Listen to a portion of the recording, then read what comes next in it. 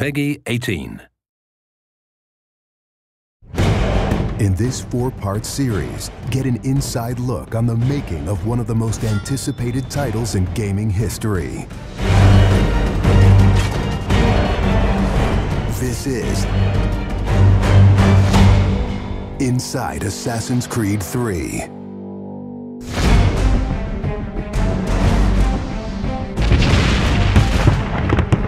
Something we really wanted to emphasize was the sheer brutality of combat in the period. We've all seen the paintings of the Revolution, and death is glorified, death is angelic, but it wasn't that way on the battlefield. It was a brutal conflict. It feels that you're constantly going through dynamic fights, and that's not something technically we could do in the past. So it was like a personal challenge on the team to say, no, I think we can do this.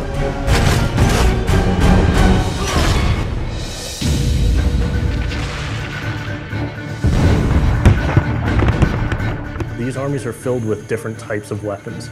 So, you have everything from muskets, you have grenadiers, you have guys with boarding axes.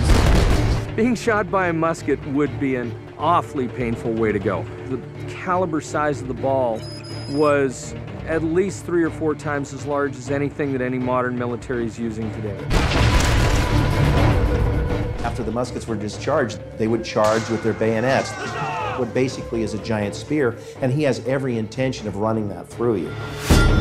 They would shoot and then they would march, and that hand-to-hand combat was really brutal. And whether it's people using a bayonet affixed on the end of a musket, a small hatchet, this is a kind of killing that is very mano a mano.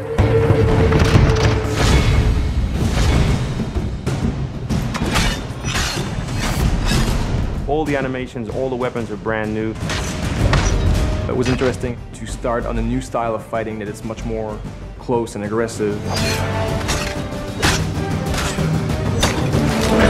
Connor's favorite weapon is the tomahawk, obviously super deadly in hand-to-hand combat. Also the bow and arrow. It fits with his native heritage and it's lethal.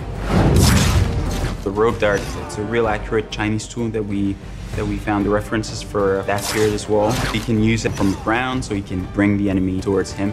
It gives him the ability, for example, on a tree, to hang someone from above.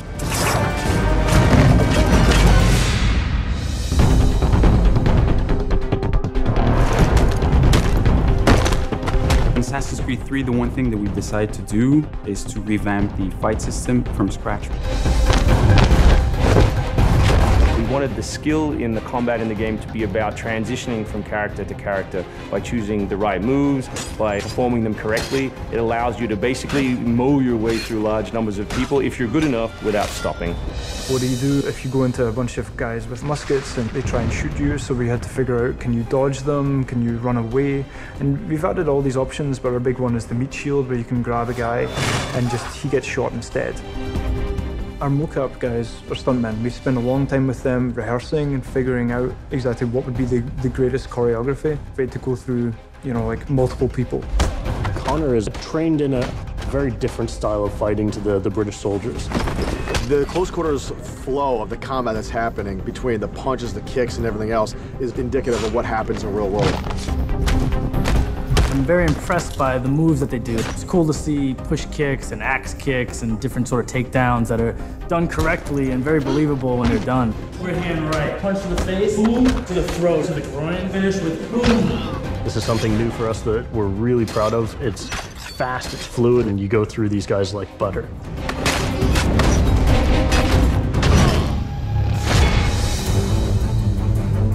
Connor is essentially the first guerrilla fighter. He's someone whose goal is always to move behind enemy lines, to pick off his target, and to escape.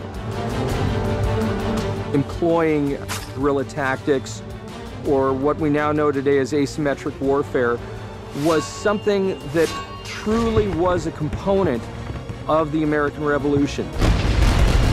They learned what we would think was guerrilla-style warfare. You sort of hit quickly and then disappear. American tactics were really frowned upon by the British because the Americans did adapt the tactics that were used by the Native Americans from the French and Indian War. The first big battle, Lexington and Concord, takes place on a New England town green. And as the soldiers march back to Boston, they are marching along a dirt road lined by stone. It's not the most effective strategy, wearing your bright red coat and march through the woods while some farmer's trying to shoot at you. The Americans brought a tactic that they couldn't really cope with. They essentially took it away from the battlefield and they started guerrilla tactics.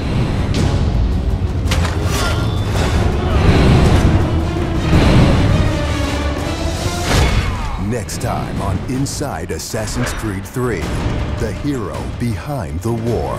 Connor is the hero of the American Revolution. He's a bit more like Dirty Harry. Connor is the current day Special Forces soldier. Silent, stealthy.